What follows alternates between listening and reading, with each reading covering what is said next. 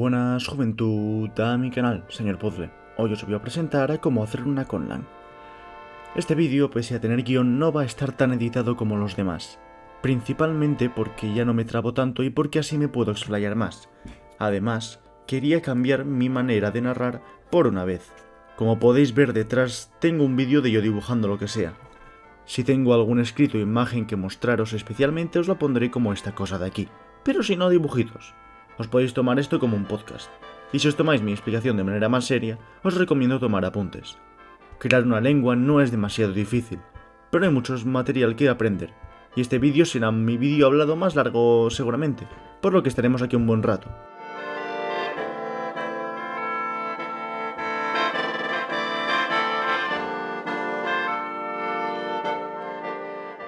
No os voy a mentir, no soy licenciado en nada de la vida, por lo que si hay algún error o alguna inexactitud en lo que diga, por favor, hacedmelo saber en los comentarios. Pese a mi grotesca pereza de explicar esto por millonésima vez, en mi canal, sépase que una conlang es una lengua inventada. El Klingon es una lengua inventada, el Dothraki es una lengua inventada, el Esperanto es una lengua inventada, etc. Yo mismo he creado lenguas inventadas. Aquí arriba os dejo algún que otro vídeo que habla del tema y ya ha pasado un año tras mi primer vídeo. Creo que tengo una mínima base para explicar cómo crear una lengua inventada. Me centraré sobre todo en una lengua a priori, es decir, que no viene de otra existente y creada para un lore en específico. Por otro lado, recomiendo contrastar lo que diga en este vídeo con otros, especialmente con la serie de vídeos de Biblaridion, la cual tiene subtítulos en español.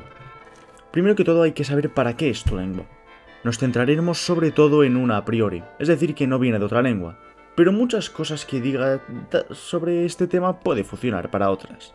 ¿Es una lengua para un lore en específico como el Sindarin? ¿Es una lengua hecha para un experimento sociolingüístico como el Izquil? ¿Es una lengua auxiliar para entenderse entre distintas comunidades lingüísticas como el interlingua? ¿Siquiera se habla o se utilizan otros medios de comunicación? Comencemos con lo primero de todo, la fonética. He aquí el alfabeto fonético internacional. Aquí se muestran todos los sonidos que el humano puede pronunciar para distintas lenguas, las cuales pueden ir de fonemas más conocidos como el espectador, como P, G o S, pero también hay otras más extrañas como A, B o A. Como podrás haber deducido, si es que has mirado la pantalla, cada sonido, o mejor dicho, cada fonema, tiene un símbolo distinto y no necesariamente se adecúan al alfabeto latino que conoces. Por ejemplo, en español, el sonido que usamos para la ra de cara no se ve igual que la ra de perro. No hace falta que te las memorices, pero muy seguramente lo acabarás haciendo si te acostumbras a escribir con estas. Para ello te recomiendo estas dos webs que te dejo aquí abajo. En una aprietas con el símbolo y te sale el sonido que hace, y en el otro los escribes apretando el símbolo que quieres. El texto que hay aquí abajo le haces copia y pega en donde quieras que llegue. ¿Capichi? Sé que es un puto muermo, pero no hay de otra. Al menos no con mis conocimientos informáticos promedios de la edad de piedra. Una lengua, si es que pretende aparentarse en una natural como podría ser el español o el quechua, no puede tener todos los fonemas de esta habla, sino que has de escoger. No hay límites. Aparte de cogerlos todos, ya que eso sería bastante surreal para una lengua real, hay idiomas que apenas tienen 15 como el hawaiano y otros como el árabe que tienen el doble. Unos fonemas muy comunes en la mayoría de lenguas y que sería recomendable incluirse en la P, M, N, L, K, S y H, especialmente la P, M o B. ¿Por qué? Sencillo. En casi todas las lenguas del planeta, los niños llaman a sus padres de una manera similar. Papá, mamá en español, mama y baba en árabe, mama y papa en maori, etc. Esto es debido a que como los bebés aún no tienen su dentadura correctamente desarrollada, solo pueden pronunciar consonantes cerradas con los labios. O sea, P, B, M y sus variaciones. Ni el inglés se salva. Sí, hay la palabra dad y mom, pero los más pequeños también dicen papa y mama. Hay excepciones como en rumano, que papa es tata, al igual que en groenlandés, o en el euskera siendo aita, pero siempre se repite el hecho de dos sílabas que se repiten con la A como vocal tónica.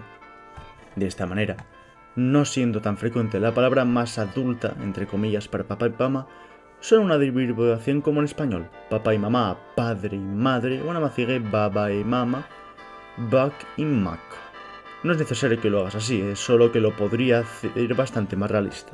También es recomendable que no cojas fonemas muy separados unos de otros, sino que dentro de la tabla estén cerca. Es que en realidad, esta tabla no está ordenada aleatoriamente, sino que es un mapa. Cuanto más a la derecha del cuadro esté, más al fondo de la boca es en donde produce el sonido. Pongamos un ejemplo con las oclusivas. Y es que además se ordenan por grupos. Pa, ta, ka, ka, ka, ka y a. Si os habéis fijado, a medida que iba pronunciando las que estaban más hacia la derecha, más al fondo de la boca he tenido que hacer el esfuerzo. No obstante, no hay este tipo de orden de arriba a abajo. Pese a esto también podéis inventaros vuestros propios fonemas si os aburrís suficiente. Por ejemplo, en muchas de las lenguas glaciales, que sigue una familia lingüística creada por mí, es común el fonema a. O en el idioma abanico, también creado por mí, el cual suena algo así como r. El de las lenguas glaciales es muy surrealista. No hace falta que os inventéis cosas tan raras. Lo más común es fusionar fonemas como ocurre en el náhuatl con el fonema tla. Pese a esto, en estas palabras no están todos y cada uno de los sonidos que pueden hacer el humano. Por ejemplo, la sa, que está presente en el castellano septentrional, en el griego o en el islandés, no está presente. Esto es a causa de que es una derivante de la sa, propia del español meridional /guineano /latinoamericano /filipino, en inglés, el francés y en la mayoría de lenguas en realidad. Dependiendo de la marca que se le coloque al fonema, este sonará un poco distinto, cosa que también ocurre con el idioma shona con su sha, que suena casi como un silbido. Y hablando de marcas, estas también pueden funcionar a la hora de relacionarse con otros fonemas. Si estas están separadas, juntas, o si la presencia de cierto fonema detrás de este modifica el predecesor. También estaría bien hablar de los tonos, y es que hay lenguas en las que las vocales no son solo una A sola como en castellano, sino que varía su entonación a medida que son pronunciadas, cosa que ocurre con el chino o con el cantonés. No es lo mismo decir A que A. Y claro, con todo esto que os estoy contando, se puede hacer cosas simples como sha a sha. Ni siquiera sé si lo he pronunciado bien. Es así que puedes hacer lenguas rítmicas como el español o el japonés, o lenguas tonales como el chino o el cantonés. Unas siendo más rítmicas, estoy durmiendo, y otras en las que casi se mezclan las palabras. Wabushi Zhongren. Perdona por la pronunciación.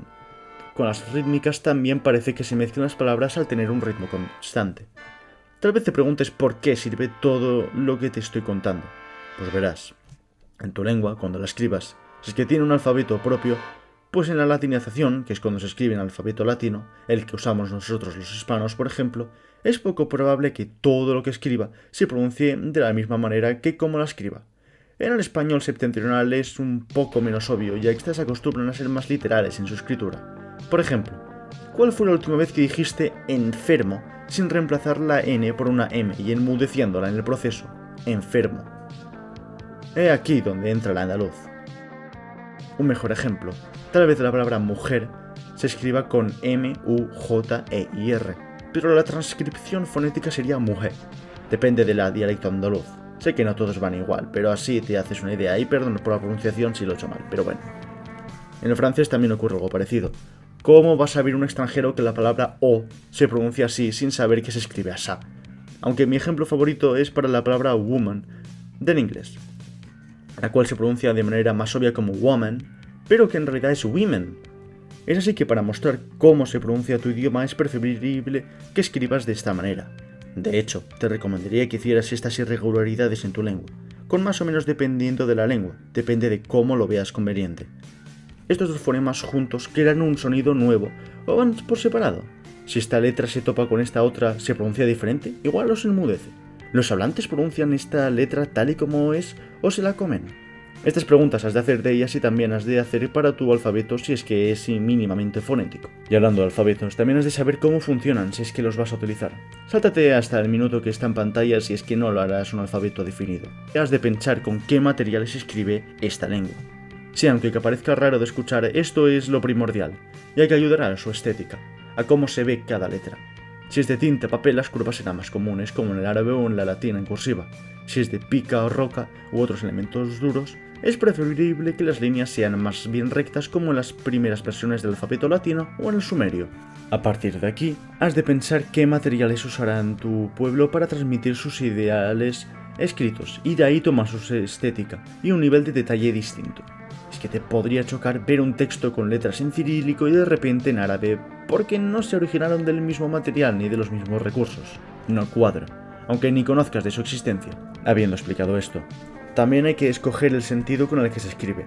Hay lenguas que se escriben de derecha a izquierda, de arriba a abajo, otros de izquierda a derecha, arriba a abajo, de derecha a izquierda, de abajo a arriba, izquierda a derecha, de abajo a arriba, derecha a izquierda, y así. Puedes experimentar con lo que quieras, dependiendo de la forma de la superficie con la que escribían. Si lo hacías en rollos o en pilares, es mejor que la lectura sea vertical. Si es más bien a papel o en superficie horizontales, el ritmo también ha de ser así. Mi favorita es en bustrofeón, el cual consta de alternar el sentido de la escritura de línea en línea. Primero de izquierda a derecha, luego de derecha a izquierda y así. El egipcio o el antiguo griego escribían así, pero de nuevo, experimenta. Luego, aparte de estas clasificaciones, hay otra manera de clasificar los alfabetos, y es qué representa cada símbolo. Aquellos que representan fonema por fonema se les llama fonéticos, y de estos tenemos el alfabeto latino o cirílico. Luego están los silábicos, aquellos que se dividen por sílabas como el devangari o el etiópico. Normalmente estas lenguas suelen incluir fonemas aparte, no solo sílabas. Por otro lado, tendríamos a los alfabetos consonánticos, aquellos que carecen o que apenas tienen vocales escritas. El contexto determina dónde y cuáles se pronuncian. Esto puede provocar grandísimos errores de traducción, cosa que ocurrió a la hora de traducir la Biblia del hebreo. Este tipo de alfabetos también tienen representantes en el árabe o en el fenicio.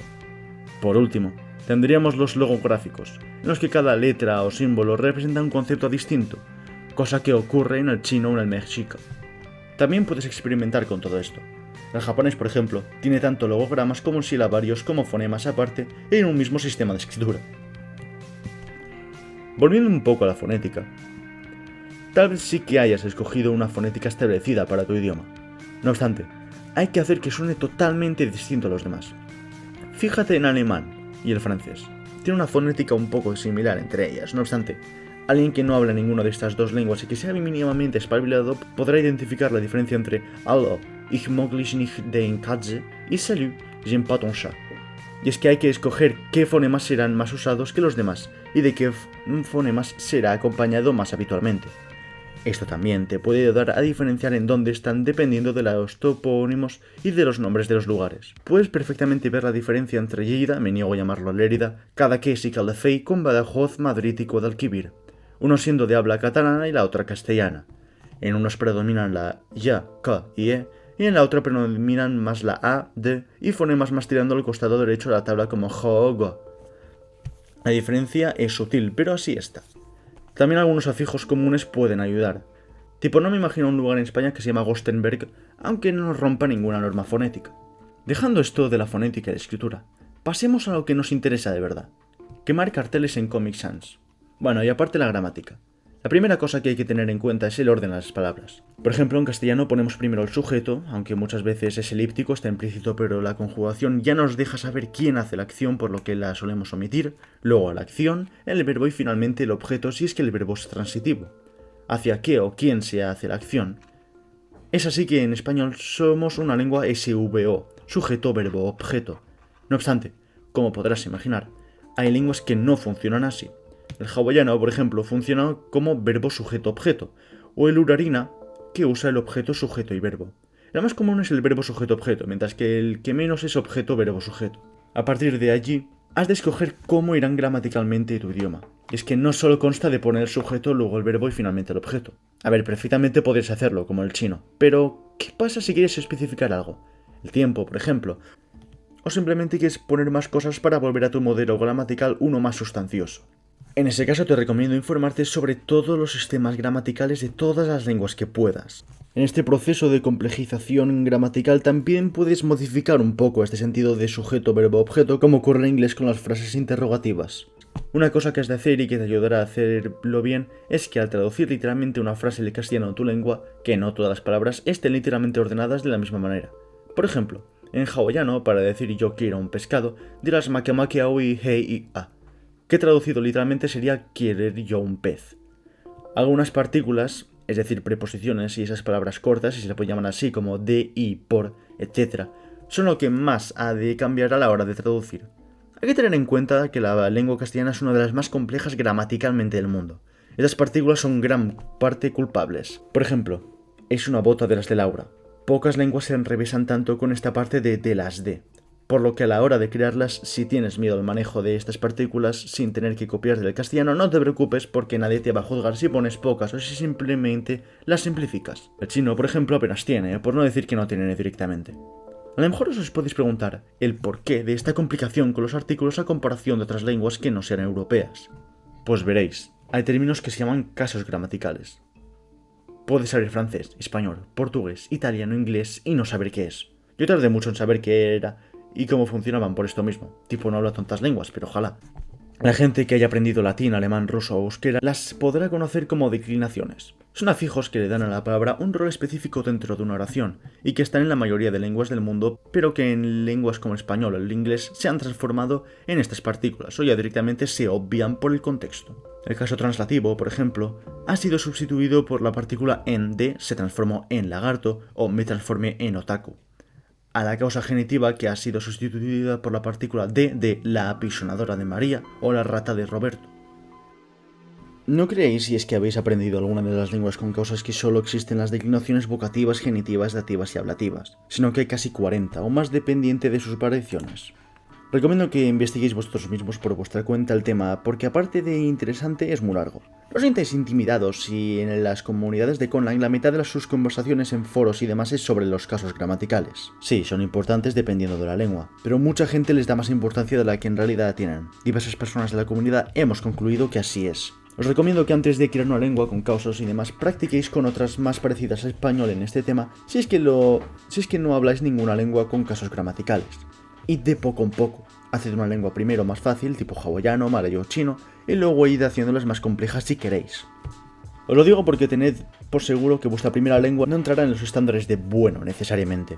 Haréis normas muy enrevesadas, haréis el idioma demasiado parecido al español, no tendrá una fonética identificable, etc. El Axolotl, como dije, fue la primera lengua que hice que me tomé mínimamente en serio y está medio bien. Muy mejorable con lo que sé hoy en día, pero sería peor si no lo hubiera hecho algún que otro retoque a lo largo de los años. Un consejo que da el usuario angloparlante Biblaridion, del que ya he hablado en su canal, es en el de primero crear una protolengua sin excepciones y luego ir versión tras versión cambiando algunas cosas y otras no. ¿A qué me refiero? Antes, en el inglés antiguo, la palabra para ratón en singular era mouse, mientras que la palabra en plural también era mouses. Con el tiempo la palabra mouses, es decir ratones, se transformó en mice, mientras que la palabra ratón en singular no cambió.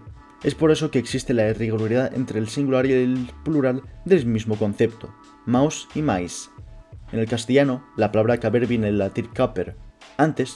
Entonces, se decía una cosa parecida a yo capo y yo quiero caper, pero cada tiempo verbal, con el tiempo, fue cambiando su forma de decirse hasta volver uno naturalmente distinto al otro, haciendo que hoy en día no se diga yo capo y yo quiero caper, sino se dice yo quepo y yo quiero caber, con sus adaptaciones ortográficas y todo, cosa que el francés no hace.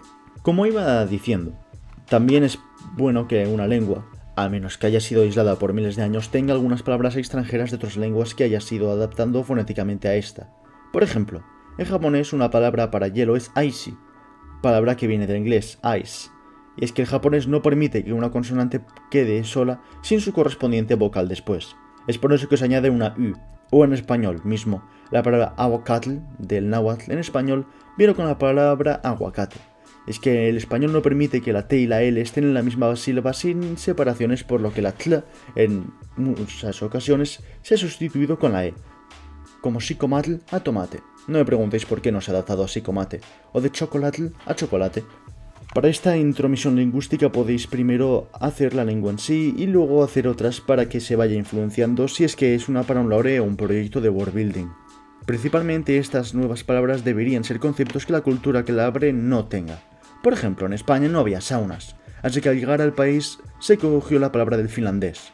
Lo mismo pasó con la palabra álgebra, hasta que los árabes la trajeron y la introducimos a nuestro idioma adaptándola fonéticamente. Tipo, no me imagino un hispanoparlante hablando y que de golpe te salga la palabra álgebra. Perdón la pronunciación.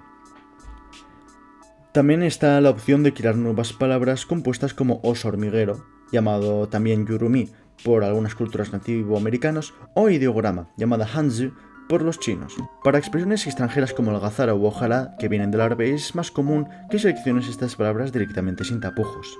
Que aquí va otra. La inclusión de palabras sin traducción a la mayoría de lenguas le puede dar a tu idioma una riqueza inimaginable. En español tenemos palabras como friolero o morbo que apenas tienen traducción literal en otros idiomas. En este proceso de hacer evolucionar tu protolengua también la enriquece mezclar algunas palabras para crear otros conceptos. especialmente utensilios, pero también otros conceptos abstractos. Por ejemplo, la palabra tridente viene de la palabra tri, una versión acorta de la palabra tribus, del latín que significa tres, y de la palabra dens, que se fue transformando en dente. Es así que tridente significa tres dientes, y en la palabra vosotros, que hace referencia al término vos, la segunda persona del singular del pronombre personal en voz formal, que hoy en día está en desuso menos en el castellano rioplatense y en algunas regiones de Centroamérica, incluyendo el sur de México, y la palabra otros, es decir, vosotros, significa tú y otros, reemplazando a la palabra usted en el dialecto castellano septentrional, y me suena que también el de Guinea Ecuatorial, pero no estoy seguro.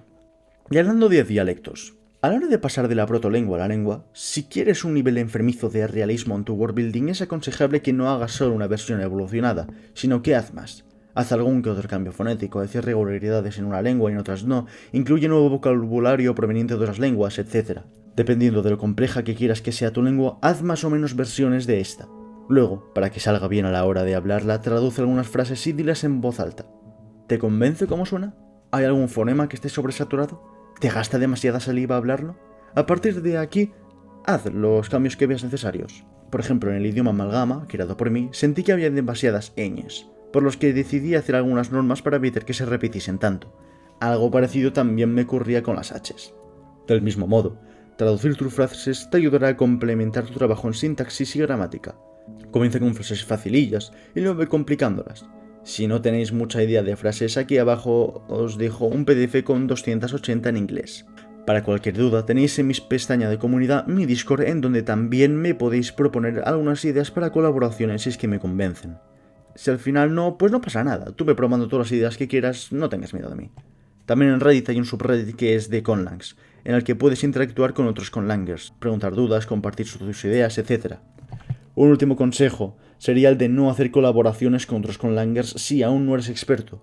Lo digo por experiencia propia. Esto puede acarrear muchos problemas para la otra persona y para ti mismo. Recuerda, a inicio eres un noob. Ni siquiera me considero a mí mismo un experto ni nada, pero bueno, si en un año veo que muchas de las cosas que he dicho en este vídeo pueden ser mejoradas, ya era una segunda parte mejor hecha. Ahora me voy al arejo.